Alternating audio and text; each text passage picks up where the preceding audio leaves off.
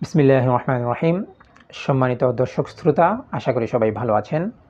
বিএএসপি কমপ্লেক্সের পক্ষ থেকে আপনাদের সবাইকে জানাচ্ছি অগ্রিম ঈদুল আজহার শুভেচ্ছা মোবারকবাদ।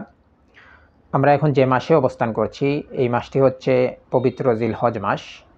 আল্লাহ তাআলা যে কয়েকটি মাসকে সম্মানিত করেছেন, সম্মান দান করেছেন, এগুলোর মধ্য থেকে অন্যতম হচ্ছে জিলহজ মাস। আল্লাহ তাআলা পবিত্র কুরআনে সূরা ফজরের শুরুতেই বলেছেন, ওয়াল ফাজর ওয়া লায়ালিন আশর, অর্থাৎ ভোরবেলার কসম, ফজরের কসম এবং 10 রাত্রের কসম। অধিকাংশ মুফাসসিরিনে কেরাম এখানে বলেছেন ওয়া লায়ালিন আশর, অর্থাৎ 10 রাতের কসম। এই 10 রাত হচ্ছে জিলহজ মাসের 10 রাত, অর্থাৎ জিলহজ মাসের 1 তারিখ থেকে 10 তারিখ পর্যন্ত। এর কসম দ্বারা আল্লাহ তাআলা এই রাতের মর্যাদা বোঝানোর জন্য আল্লাহ তাআলা এই রাতের কসম করেছেন। এমনিভাবে আমরা হাদিসে দেখতে পাই, আল্লাহ রাসূল সাল্লাল্লাহু আলাইহি ওয়াসাল্লাম জিলহজ মাসের 10 রাতের ব্যাপারে বলেছেন।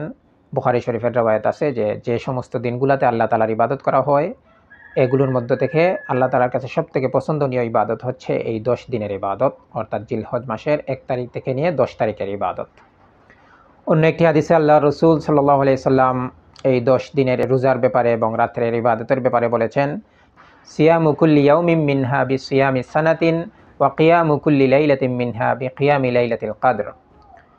অর্থাৎ রাসূল বলেন যে জিলহজ মাসের 1 তারিখ থেকে 10 তারিখের প্রত্যেক দিনের রোজা একদিনের রোজা 1 বছরের রোজার সমমান, এবং এর রাতের ইবাদত হচ্ছে লাইলাতুল কদরের ইবাদতের সমমান।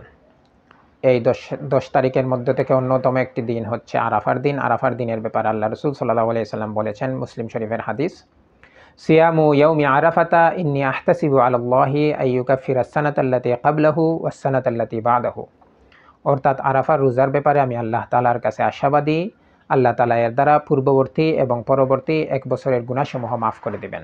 এই জিলহজ মাসের শুরুতে হাজিরা আল্লাহ তাআলার দরবারে হাজিরা দেন, আল্লাহ তাআলার উদ্দেশ্যে, আল্লাহ তাআলার মহব্বতে হজের কার্যাদি সম্পাদন করেন।